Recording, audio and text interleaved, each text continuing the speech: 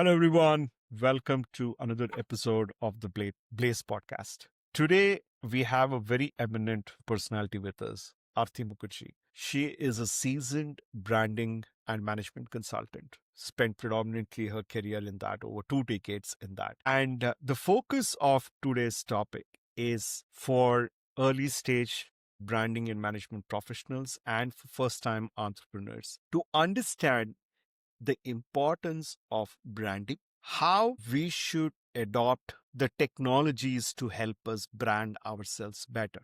I think this is one of a very less touched upon topic because I have not personally come across anywhere, whatever papers I read or whatever, I try to follow that. But let's get in deeper insights from Aarti and make use of her valuable time to get as much knowledge as possible in this direction. Aarti, welcome to my podcast. Thanks so much, Hari. It's a pleasure to be here with you today. Anytime, anytime. So, Aarti, for our viewers, share us your journey. What has been life been up to, and where did you start? Where are you today? When you look back, your accomplishments, and how the world evolved over the whole concept of branding. Thanks so much, Hari. So quickly, I think it's been now over 3 decades for me, 33 years actually this year. Wow. But it's been a fantastic journey. And when I reflect back, starting from advertising, moving into communications and PR, and then evolving through the journey up more around brand management, consulting, as well as a lot of M&A integrations that went along in the journey that I was working in. Plus, sustainability came up through the course and picking those threads up and self-learning in the process to make things happen for different organizations that I served. It's been extremely enriching, very fulfilling for myself. And if I reflect back on the brand part, I think that's the focus for today. I've seen brands evolve over the last 25 years of the 33, where I was directly responsible for that portfolio. Seeing from, a space where companies were doing email marketing and direct marketing campaigns to now AI led campaigns, which are like predictive, analytical, and you're doing so much of personalization that's going into campaign build is just so fantastic. It's extremely enriching and understanding of how the things are evolving. And of course, tools are available. We'll talk about that later. But coming back to my journey, I've been a proven brand transformer thanks to a lot of the projects that I had for the different corporate organizations. Been working with mostly Fortune 500 organizations, had the honor of serving some big names in the industry across sectors from automotive to IT, telecom to aviation to energy and FMCG. Sort of the roster goes pretty wide. But yeah, I think it's in the last 2 years since I've been now outside of the corporate journey. It's been even more enriching. I wish I had left earlier, but it's just been just a fantastic last 2 years for me here as an independent consultant. Now actually scaling slowly but surely, as they say, to take the next steps of evolution for my own journey as a now getting into forming an organization and taking the steps of scaling up myself at a global level.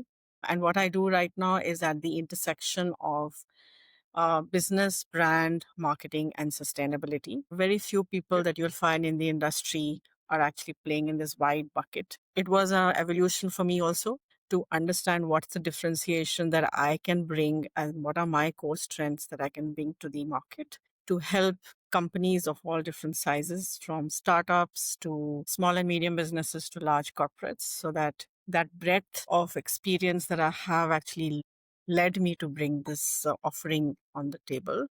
And I take up mostly global or multi-country projects.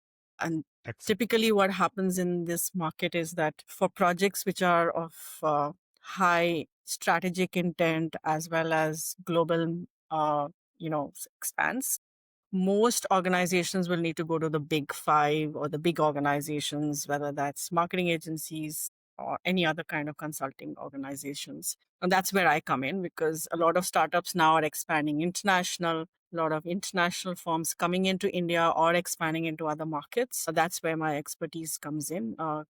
And thankfully, I had multi-country and regional and global leadership mandates that I've worked and served in. So basically bringing all my expertise onto the table for the world at at your stage, so to say. Excellent, excellent. So I there's a lot of questions I have for you. So as a branding professional, if I ask you, Aarti, which company in the world has done the best branding till date? Which company comes to your mind? So I think there are lots of organizations out Mhm. there who are doing different things, and a lot of them adapt over the years. Correct. And I think the real fruit for branding is when organizations sort of live the test of times Mhm. and adapt through the test of times. Correct. And one of the organizations that I had the fortune of working with was Michelin. They, I think, have really adapted every decade, you know, reorg, bring in new offerings, look at what's happening in the world out there, build along as they go. It's been extremely enriching. But having said that, they're not the only one. There are lots of other brands you can look which have been tested over, so many centuries, multiple centuries for a lot of them, or at least over 100 for sure, which you can see in the world. Right from automotive. I don't want to name names because then there are too many who I think in terms of not just the way they market themselves, but it's also the way they serve communities, which is Yeah. very important. It really is very humbling for a corporate to bring that essence into the culture and the ethos in the way they operate as an organization, and in the process actually bring in talent that actually addresses those needs as well in the right spirit. So I think that is very important in today's day and age as well. Culture is really, really imperative for any organization of whatever size that they are driving visibility for themselves.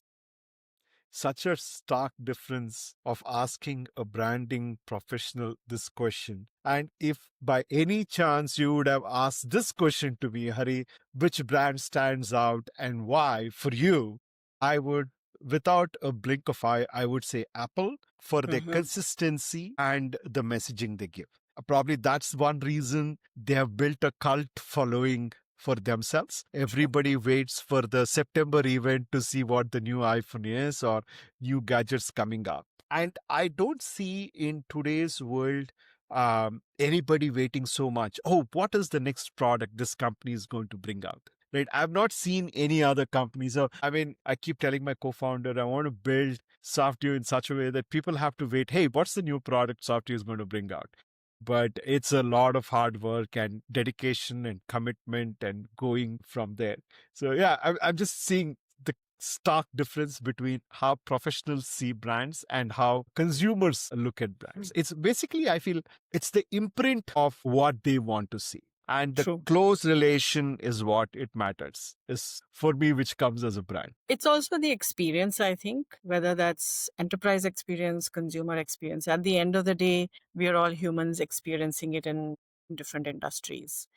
So I think that becomes really critical. But yes, Apple for sure. But that's the tech world for us. Correct, And correct. And that's what I say. I also love the tech world, but I consciously stayed away from mentioning a brand from the tech world because tech has always shaped lives. If you go back and see Correct, history, the internet was the stepping stone for us to all get networked across the world. I don't think there was anything before that. Telecommunications came very correct, was there, but then just doing a trunk call. I was just talking to someone the other day. correct, We used to do trunk calls from India. Otherwise, correct, you did not know what was happening in your next city. Forget about the next country. correct, correct, So technology is pretty recent in India. I correct, think we've just seen that from 1995 when internet came in.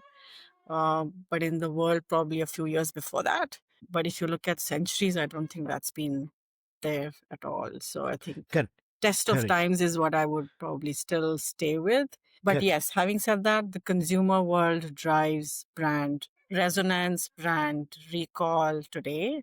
And yes, Apple would be one of the brands I think which has taken that space. And now I think we have new set of brands coming in like Nvidia, which correct, there is a lot of conversation on how they will drive the semiconductor business, which is going to be correct, driving the next wave correct, correct. where brands are going to be moving in that space of more than $1 trillion or whatever else you want to call it. But yes, I think just valuation is not the test. I think equity comes from a lot more in the brand beyond just the market valuation. Perfect. So I'll go to brand professionals in the next step. But as a first step, Arti, if you have to advise today's startups, right? It can be anywhere in the world. If somebody is wanting to bring out a product Sure. from a brand perspective, what are the things I should keep in mind?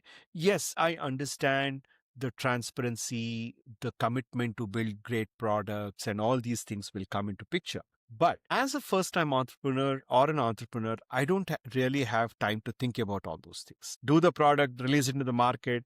When money comes, everything will be set. I don't believe in that principle. There are some habits you have to form from day one to Mhm. ensure that that's the word which goes in the market. So today, let's say I'm a very, internal organization of the company or my startup is pretty bad, right? And I have people talking negatively outside the four walls of my company. And tomorrow my product becomes big. I don't think those people will start talking good about the company. The impression is always an impression. So there is a culture what I need to bring into the company from day one. I build a company for the brand to evolve. Brand is not something you buy with money. You don't buy with anything else. It's something what people relate to, right? So again, I come from the tech world, so I give the example. When I look at Apple, their products, you know for sure if I buy the product and if I use it properly, I know I can depend on the product. So I still Mhm. use an iPhone 12 Pro Max, and which works absolutely fine as on date. I'll not get the iOS 26. That's a different story. But otherwise, the phone works as it's supposed to work. I can pull it for another 2, 3 years. I mean, as long as I don't have the need to change it, all other apps work on it. So this is reliability for me, right? Where I find reliability challenges in other products. That's my personal opinion. What are your guidance frameworks for people like me who are building our own products? What we should focus on from day one, and how should we pay attention to building them? Okay, I think that's a fantastic question. I meet with so many startups these days, and I think the first big question is really what's the problem you're solving Okay. for the world at large or for the audience that you're targeting, which is really critical. And I think that goes into building your product portfolio or your product itself. But having said that, while you're solving a problem, I think it's important to also see what is competition doing. Who is your competitive set? When you bring the product into the market, who would be your competition and what are they doing? Are they also looking at building something that you're thinking of building? Then maybe the chances of your product may not be standing that well in the market compared to the others because they already have either capital or a market which is ready for adoption, so the audience is already there for them, for instance. So I think that becomes the real initial bit. But then going forward from there, I think when you're looking at building the brand, it's the USP. I think your Okay. unique selling proposition to see how you differentiate in the market so that you, one, stand out, two, you're being relevant, and it also has a resonance with the set of customer segmentation that you define for yourself to ensure that it's resonating with that audience because ultimately you want your product to give you revenue. You want it to sell in the True. market, right? So, how do you think you can actually reach out to them? It has to connect, whether it's a consumer product, look at their dynamic. How is their day? Where will your product land in the day of life of an individual? What is their buying patterns? What is their who is the kind of persona you want to reach out to? So I think those become really critical questions, which most entrepreneurs today, I think some of them are evolved, they do look at it, but a lot of them are focused really on just building the product. Let me get my Correct. product and let's just go with it and we'll see how it goes.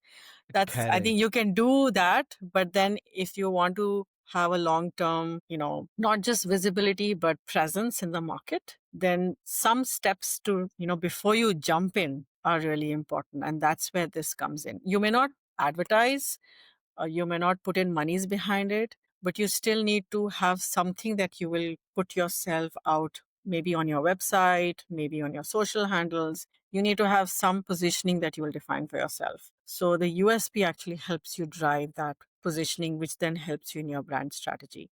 I think that becomes really important. And today Perfect. there are lots of startups. So I think differentiating yourself, even if it's a small niche for yourself today, I think that pie will increase. People, more brands and more organizations will come into. I'm sure everybody would have noticed that gap. So it's important to build that differentiation for yourself and for the Perfect. market. Recently, about 2 weeks ago, I don't know if you saw my post. I launched a survey to do uh, to understand how entrepreneurs look at product strategy. Mhm. Okay, and it's a 10-question survey. And Aarti, I was so amazed. 40% of the founders who participated in the survey, anonymous, they said. Uh, Strategy is something what we look at it when it comes later, after we build a True. product. And another 30% said the founder drives the strategy. So Yes. 70% is already, for me, is a red flag, Yeah. right? Strategy is something what you look at it from day one.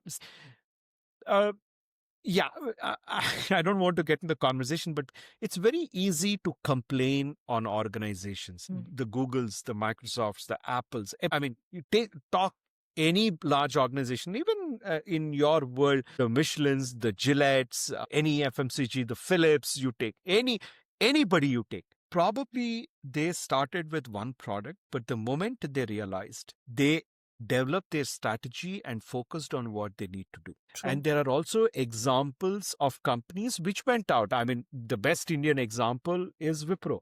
They started as a sunflower oil company. That's why the sunflower is there on the Wipro logo, right? Totally. But today, the world knows them as a technology company, but they also still run their sunflower oil. I mean, like that business is still there, but they became famous for their technology part. So, this is what I argue with founders. I understand your time crunched or you're financially crunched, but if you don't pay attention to your strategy, you will be building and building and building, and finally one day you will burn out, not knowing where to focus on. Arti, for Haplo, I took about the first 2 years we did SaaS for co-working, and we decided co-working is not a market in India. We pivoted to commercial real estate. It took about 3 years for us to understand and communicate the gap, right? And then we realized we have one more gap. And now, thankfully, in the last 1 month, we have addressed that. So the new brand, rebranding what we're doing with the name and everything. I mean, Haplo remains. We're removing the tag IWMS, which will the name itself will answer a lot of questions. So we're calling it the real estate operating system. So you know that if you come to the platform, everything required for your commercial real estate is taken care. You will not find anything which you need from outside anymore. From a technology stand, right? It took about 7 years for us to get here. Yeah. And we're still bootstrapped and we're still struggling. But still, I personally feel until we find out what that USP is, as actually you said, and if you listen to your customers, that's when you start actually evolving at identifying who you are and how you build yourself. Well said. One, two line free advices you have for founders like me to keep in back of our mind while thinking about building out. So, like I said, I think identifying the right audience, so Okay. your customer segmentation, identifying the right positioning for your brand so that it speaks to that audience would be second. Your third would be really your positioning as a result of that, because then you need something to describe yourself, so that that's clear, it hits home, it emotionally connects with your key audience. And then actually helps you differentiate in the market as well. I think that becomes really critical. And then from there, you sort of scale up and take it to the next level, because as the brand evolves, as every experience and every touch point with different stakeholders you have, you need to deliver on everything that you promise. So that brand promise of delivery becomes really critical for the evolution of any brand. That's how trust is brought in. So I think that journey, starting from when the prospect actually gets to hear about you to time when he actually purchases, experiences, And then does he go a step further to actually even recommend you or comes back to you for a repeat purchase? I think those become really important. That's the sign of real trust that comes into play. So I think that's that journey. And for different brands, it'll be different timelines, depending on, how you're scaling, how you're building, how your different experiences are being translated and being perceived by each organization or individual, depending on who you're targeting. I think those, and it all translates into the different P's that you have for marketing, which is the marketing lingo. I'm consciously staying away from those because those are Sure. like jargonized in today's day and age. So I think keeping it simplistic for people across levels, across ages to sort of understand that journey, I think becomes important. And then, of course, a lot of brands go into IPO and then, valuation and then Correct. market cap, and then you get into brand equity. I think those become the evolutionary for any brand. Perfect.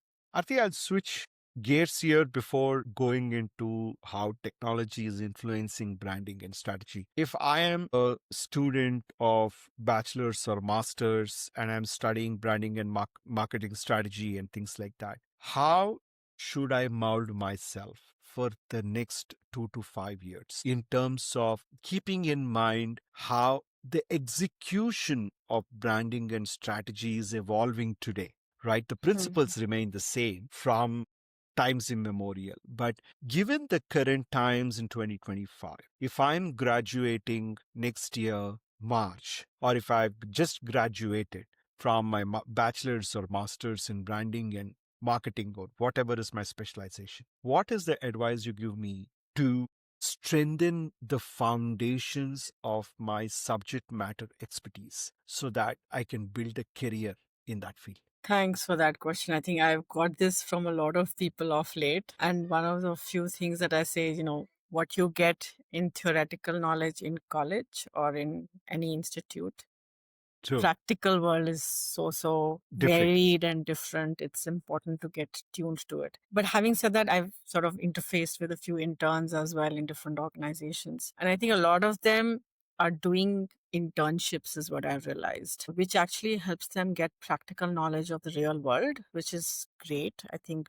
doing more of that is really fantastic if anybody can, build that grounding for yourself even while you're in the course or whatever course that might be. And then I think technology is all pervasive today in any discipline. So getting educated, building skills and talent where everything to do with AI, big data analytics, digital marketing, because that's where the world is moving.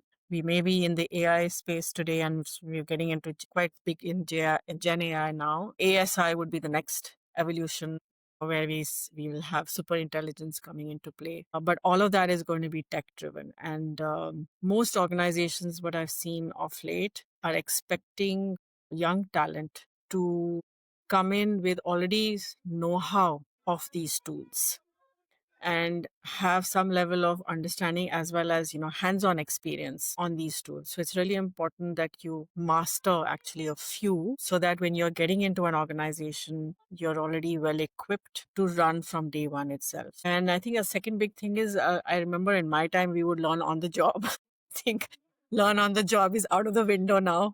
You have to Correct. come trained on the job Correct. and you are completely an expert on the job before you from day zero itself. Correct. So having that expertise of tools beyond what you're studying in the college, I think becomes really critical. So I think that's something which I'll call out for sure. Okay, so you're saying the tools and as much learning as possible that will pave the way for you to establish yourself. Correct. So tech, I think, becomes all pervasive. And beyond tech, I think taking up internships for young talent or whatever, building your portfolio in whatever discipline you are in through different experiences in different organizations to build your know-how of the practical world. I think that becomes important because I was, in fact, speaking with an analyst a few months back, and we noticed that we're all talking about AI, but when you look at school students, when they come out into the world will be such a different space from what Correct. their parents were used to it. So, or their teachers are actually right now in teaching them. So, how will they get tuned to it? And that's one of the big things that's also been raised at the WEF level in Davos early this year. So it's really important. But having said that, when I speak with students, and I did speak with a few school students, and they actually say that, we don't want to we want to use our own brain cells, our own Correct. gray cells. We don't want to get so tuned to, using AI for everything, which is great because they have that understanding of what AI brings to make that differentiation for themselves. But having said that, I think, yes, using those tools and making them work for you is important, because at the end of the day, AI is an enabler more than anything else. So it's empowering you to do bigger, better, faster, more user friendly, uh, either product evolution or helping you in your productivity or whatever else that might be. Perfect. See, I mean, you've got fantastic answers from the students. So even I'm like that. I try not to use AI. I write my own stuff first. And True. and I'll give you a difference. There was some comment or post I made on somewhere. One, I corrected it using AI. One is my own writing. You know which got more engagement? The Which one? one I wrote. You know why?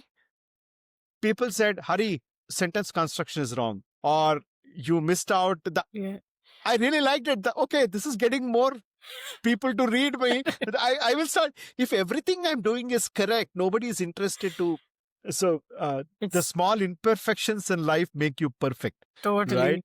So that's the. I mean, I was related to it. So nice. I mean, like, so I said, okay, next time I'll make more mistakes. Let me see how many people will come in. See, but again, many people don't want to correct because they feel the other person will be offended, Yeah. right? True. And I'm somebody who I really like if you correct me or I'll get into a discussion mode. I mean, this is one thing which my dad told me and it stuck with me. And a lot of people, it's not argue, I tell them that's okay. So my dad says, so for example, let's say I meet you at 1 o'clock in the afternoon, Mhm. right? True. What do I usually wish? I'd say, hey, Aarti, good afternoon, right? Hmm. And if I say good morning, right? That will spark, like I laughed just now. Correct. But my dad says, according to the English dictionary itself, Hmm.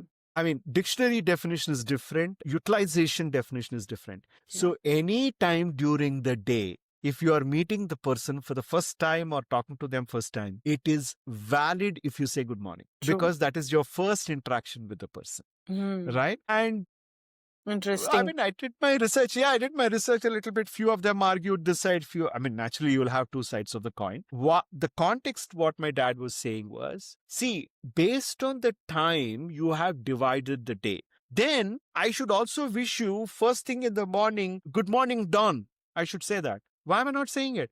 You're still saying good morning. Till 12 o'clock, you say good morning. After that you say good evening.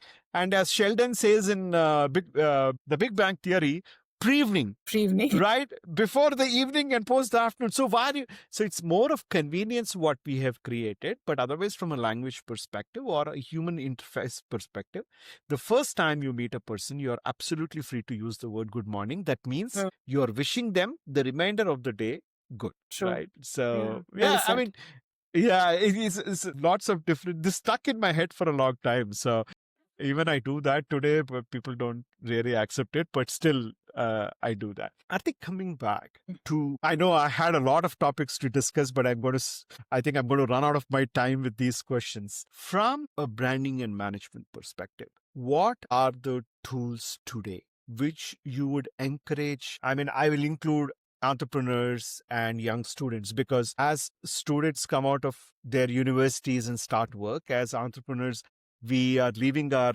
job and starting something or leaving or trying to do something. What are some tools in branding what we should familiarize ourselves with? So there, I think I'll start with by saying that, there are too many tools out there today. And every day you hear of another new tool that's come in.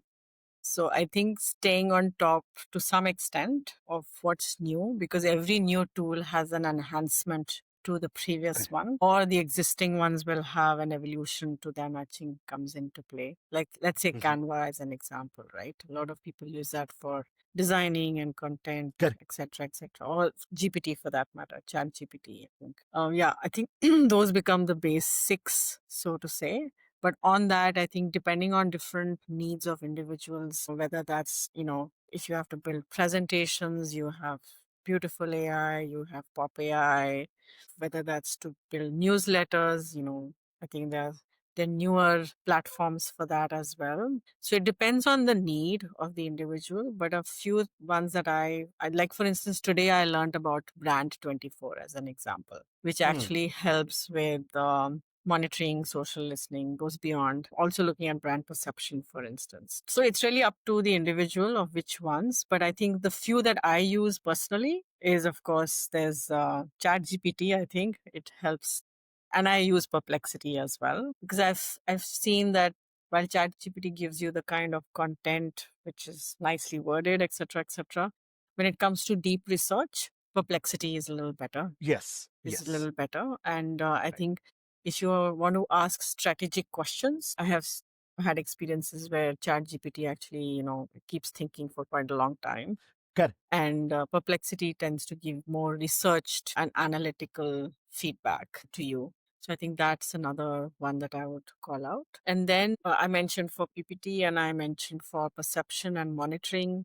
And I think from a digital tools point of view, there are several of them there today. So, the new ones and the newer ones are everyday new. So I think I'm not going to name any, but I Correct. think from digital, or whether that's website management point of view, which goes 360-degree across all platforms. And now I've seen recently, a few startups actually starting to build tools which have integration of psychoanalytics into it as well.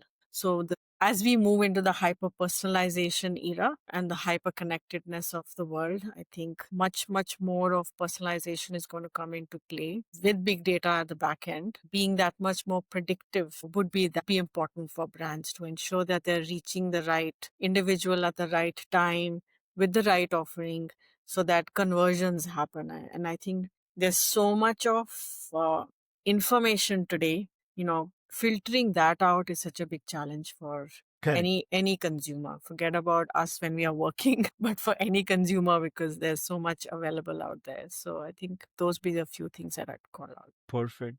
So you started as a brand management consultant, and now uh, you're part of insurance and insurance tech kind Uh-huh. of world. How did the transformation happen from branding to insurtech? Or it was a natural Okay. progression, or it was something what was in back of your mind and you wanted to do something in that? Interesting question. So, I think after being in the tech world, and now with tech being all pervasive across sectors, it gives any individual, including myself, the opportunity to actually help different organizations across sectors. So you become sector agnostic, so to say. So while technology is the same, but of course, the experiences, the functionalities, and the regulatory environments or the industry landscape would be very, very, very different for different sectors. So it's important to sort of educate yourself on that particular sector. So it was not an easy one, I would say. I'm still learning. I'm still in the process of learning. It's a new sector for me, and it's one of the organizations that I'm currently associated with as an independent consultant myself. So initial baby steps, I think, just to read up and read up more and more, and just not limit yourself to your own remit. Understanding the dynamics of the market, understanding the product portfolio, going deeper and asking the questions. And that's one of the things I've believed in, ask as many questions as possible, because that's the only way you will learn. So be curious in the process. It may be dumb, but that's better than not knowing it, right? So I think I must have asked a lot of dumb questions to the founders, but they have been extremely patient to explain everything. And then I think along the journey, I've also established a lot of networks, a lot of connects specifically in that sector. So using every opportunity in that network to actually educate yourself, get to know something more, has been really fruitful and enriching for me. While, of course, being abreast of where the world is moving about the specific sector and the industry has been really a process that I have followed, which I still do every day morning. That's the first thing I sort of go see what's new in InsurTech that's been announced across the world, to keep yourself abreast of what's happening, whether that's in the product space, whether that's in the M&A space, or it's pure play international expansion for different organizations. What's the evolutionary path that they're following? Where is the market more? Where is the CAGR across the different markets internationally? So understanding all of those becomes really important. And then, of course, you mentioned, you write yourself and then put it into the GPT engine. So I think that is really important because you have to write yourself to ensure that you are understanding that Correct. space better rather than just put a question in GPT and that it sort of throws out and you go with it. So otherwise, you'll never be able to know whether what you've got from GPT is right or wrong or needs edits. So I think that read, and more read is important. And that's how Isn't I have done it. isn't it more important in industries like healthcare? Mm-hmm. I mean, because insurance, I mean, yeah, insurance has a lot components of insurance. I mean, vehicle insurance, human insurance, and a lot of things. But otherwise, isn't brand positioning very important in InsurTech? I mean, the way they build the company, the way they build the product, the way they address the consumer aspects. Isn't it a lot more harder and difficult for insurance companies to brand themselves? I think that'll be true for any sector because any sector whether you're talking to consumers or enterprises, it'll have different nuances, different perspectives of how you differentiate yourself and how difficult it is for you to make that message go across to your stakeholder. So it's really subjective and relative. And having said that, I think insurance in the InsurTech space. So in InsurTech specifically, I think you're actually reaching to businesses, not Hmm. specifically to consumers directly, because you're creating the foundation and putting the entire sector into, putting technology behind it from an end-to-end value chain perspective. So understanding the audience again, it sort of comes back to the same things. To differentiation of how you do for a brand would apply here as well. So it's like any other sector for that matter. But yes, keeping in mind which direction, what's your aspiration as a brand, and not looking at it from a short term perspective is what I would call out. Because, and that goes for any organization, you're looking for at least 3 to 4 or at least 5 years horizon when you're building and investing time, energy, effort. Because once you create the the positioning for any brand, then you have to invest that much time to help people understand what you're trying to say as well, or what you're trying to bring to the table for them. So keeping that in mind, I think becomes important as well. So yeah, level of difficulty, I wouldn't say it's difficult, but it'll be for every sector, it'll be a different nuance. In your journey as a brand consultant, what has been the biggest challenge for you and how did you overcome? It's a very broad Okay. question, but you can look at it from anything. Probably the most challenging product for which you designed the branding strategy, and why was it challenging? And you can make it generic. Why was it challenging and how did you address that? I'm more interested to know how you approach the solution rather than looking at the problem. And I'm assuming you're asking it from the last few years perspective so that it's more Your current, career, right? yeah, your career, Full career. Okay. yeah. Most memorable, you can say. The challenges become the most memorable ones. So, Yeah. most challenging slash memorable brand. You need not even name the brand, but what was the challenge and how did you overcome it and how did you feel after accomplishing that? I think there have been a few, but without naming Yeah. brands, I would say some in FMCG, some in tech, and some in other sectors. Think of going into the ethos of the organization, understanding the value system that the organization follows becomes the first step to then build the brand on it, or whatever that's needed, whether that's market entry, market expansion, product launch, whatever have you. And then overlay that with how you will evolve, I think has been one of the big things I would call out. And very often, if, for various brands I've seen, sometimes, doing backward integration works really well. Because if you have to do an emotional connect with your audience, specifically your consumers and your beneficiaries who will actually put the money on the table. Going that step further to make them understand that you have the skin in the game and you're actually coming in to help them first and then command their money. I think that mix of connect works really beautifully for brands. And I'm talking about this in generic terms consciously, No problem. but this is across FMCG brands or whether that's enterprise-led brands. That's some of the one of the learnings I've experienced firsthand. And then I think giving back to society in some form and fashion works really well. And this again comes back to emotional connect. And the third, then I would actually call out as the actual experience that you give through the product or service that you're actually giving to the stakeholder or the customer.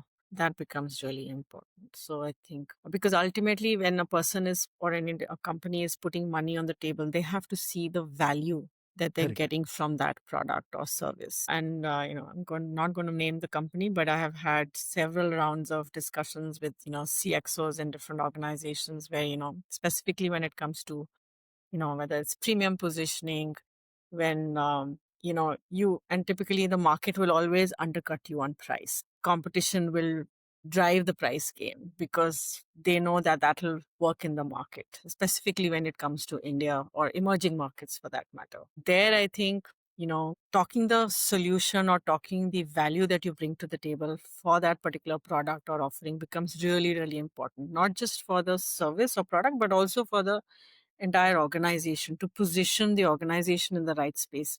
It's only when the consumer's mindset perception changes that, this is the kind of value that I get, which is beyond what I will get from anyone else. That's when the premium price comes into play.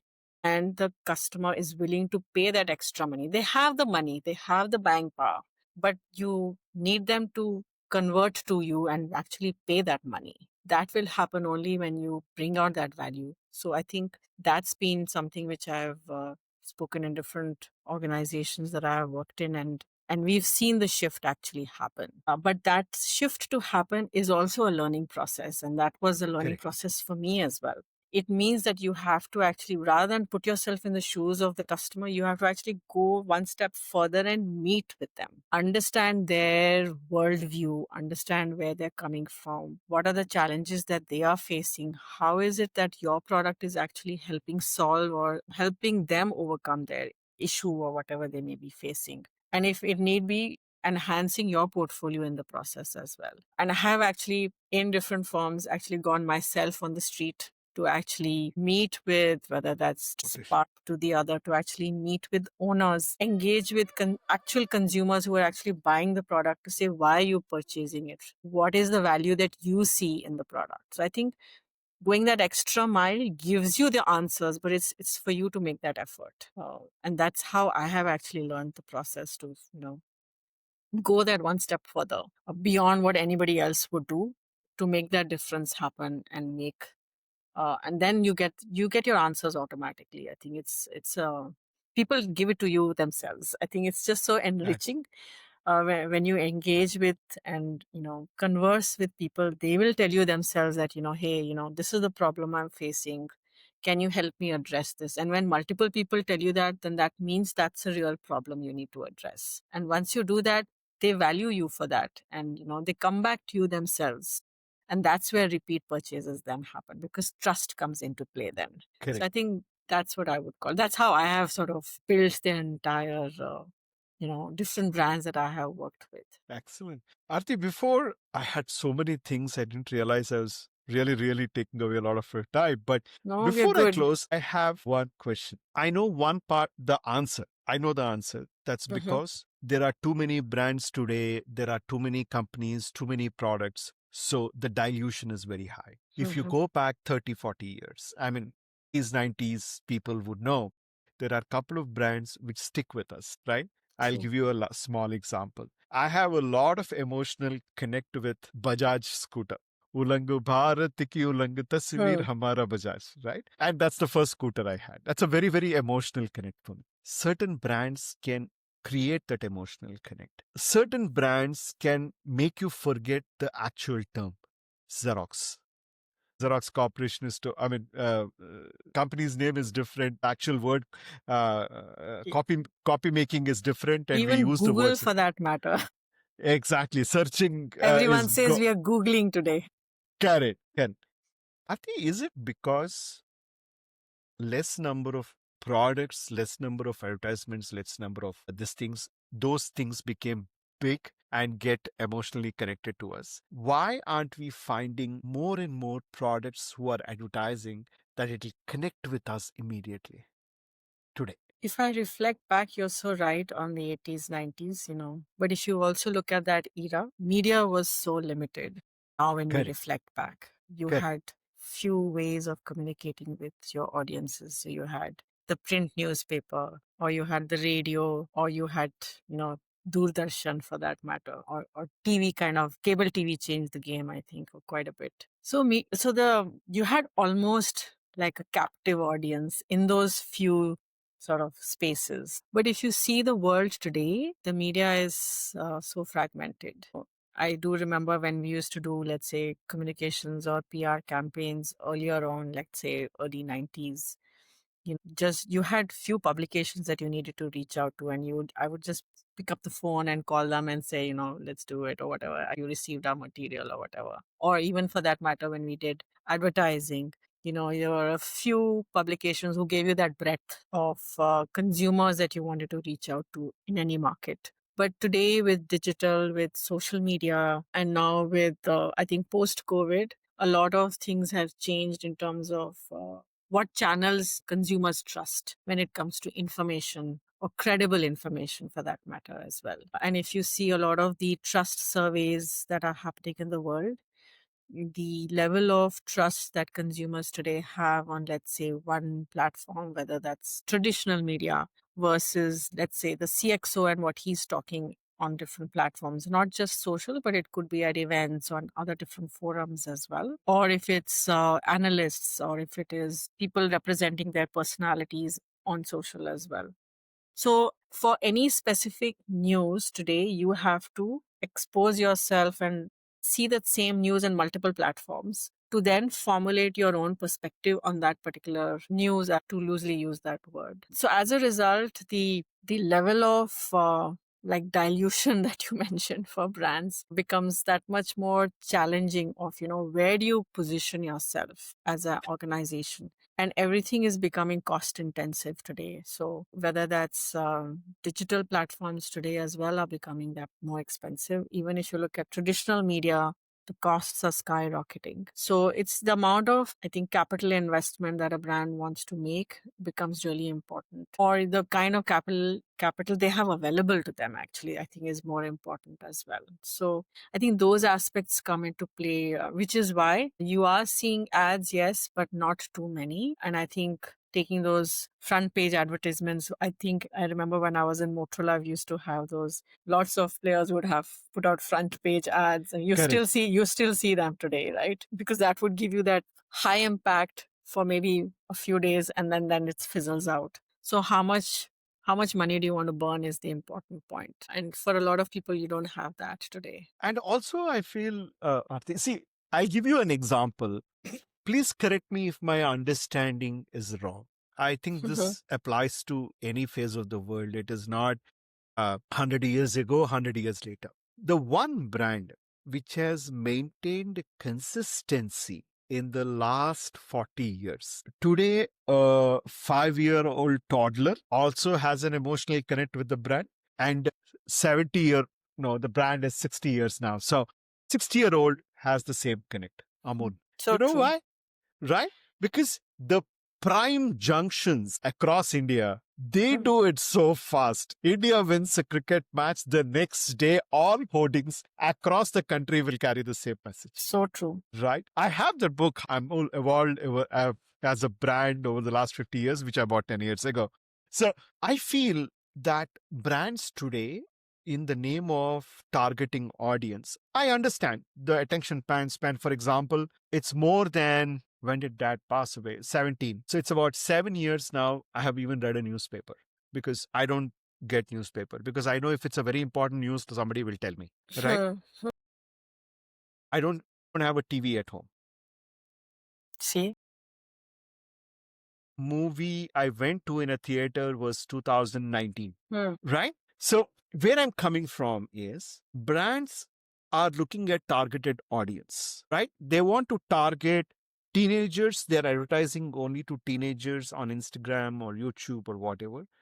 20 to 20, 30, 30 to 40, 40 to 50. What I think the brands are missing is the moment uh, the guy or the girl turns, let's say there's a brand which is targeting skin beauty products for people in 20s. I'm just taking a blind example. The moment their advertisement running algorithm is targeted audiences the age between 20 and 29. So because I give my date of birth on any social media, the moment it shows that I turn 30, the advertisement doesn't come to me anymore. And after some time, I forget the brand. Even if the brand evolved, I don't know about the brand anymore. The connect is gone. It's overnight. Yeah. Why are, but Amul, if you see, yes, butter is something even a kid loves and the elderly person loves. But why are companies moving away and focusing only on target audience? Is it, I know it's a strong word, I'm going to use it. Is it their incapability to see the big picture that my brand can sustain with people for a long time? Or do these brands only focus on short shelf life? That's an interesting question. So I don't think they are incapable, firstly. I think every brand is capable. Every brand does a lot of due diligence, does a lot of analysis that goes behind to finally birth a campaign. But yes, you're right on the Amul example. I think it touches the hearts of every age group, every Correct. strata of society. And I think one of the and I'm just sort of having a discussion here, is probably because it's linked to humor and they play on humor very intelligently. And I think humor touches every individual's heart if it's done in the right manner. So you're not in your face, but at the same time, it's not targeted at that person who's Correct. reading it, but it's somebody else, right? So then, and it's the choice of words become that much more important, so you're touching on national pride, you're touching on, consumer behavior or of a particular area or the larger topics of any country. So I think that's how Amul has been able to sort of live Stick on. through that entire journey of 40, 50 or 60 years. Coming to I don't think plans are short-sighted at all today, but yes, you want revenue conversions quicker, especially for FMCG brands, because you mentioned the example of, let's say, skincare brands. Correct. As an example. And there's a lot of studies that go into understanding demographics, psychographics of consumer behavior, purchasing cycle, etc., etc. And basis that you actually identify the right age category that you want to target for your specific brand. It also links to household income, power, how much of money you have to purchase these kinds of goods, etc., etc. So I think it's linked to all of those elements and then identifying. But yes, skincare as an example, and I'm sort of going in the same space. Correct. As compared to, let's say, a food category. As you look at the evolutionary journey of an individual's lifespan, you would go through different aspects. But yes, it may not be, you may not switch so quickly, and may not be social, and you may not switch brands so quickly as well. So once you've touched a consumer in that age group of, whatever you define, 20 to 30 or 35, then the understanding is that that person will continue with that brand even if, and will follow the brand because has been using repeatedly in that duration. So you continue to be more current because human psyche is also that, you always want to be young, right? So whatever age you may be, you will always want to be looking at the younger generation and sort of seeing where they are at. And I think all of us stay tuned to what's happening with Gen Zs and Gen Alphas, etc., right? So I think it comes more from that perspective rather than being short-sightedness, if I want to use that word that you leveraged. But I think it's a long-term play for brands, but identifying the right persona brand you want to target so that you know that the other age groups will also come into the Correct. bracket. That's how it normally looked at. Perfect. I Aarti, I hope have I. so many. I'll keep going on. I have so many questions because the conversation is very interesting. This is where I try to fill the gap with my conversations, right? There are Mhm. millions of podcasts available, right? And unfortunately, many podcasters also don't know how the name podcast came, right? Mm.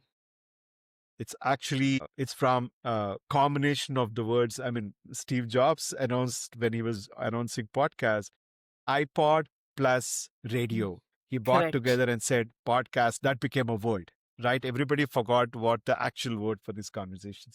So my conversations, I want to be grounded. The kind of people I talk to are bootstrapped entrepreneurs. I don't Mm. talk to people who have raised funds because the number of people who raised funds will be 2 in 100 and 98 don't receive funds and they still sustain and build a business, sustainable business. Mm. So these stories connect to them.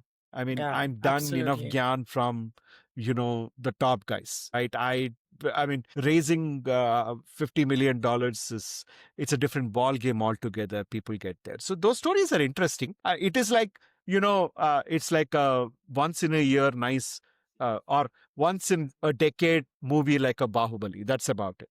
You have to Mm. understand there are all other cinema which plays very well. Bahubali comes True. once in a decade and done. Correct. So I talk to those kind of people who have done that, doing that, struggling firsthand, so that there are more people who can connect to the story. I said, hey, they went through this. So my conversations are more like asking the kind of questions what many people I hear during Mm. conversations, which we don't find answers.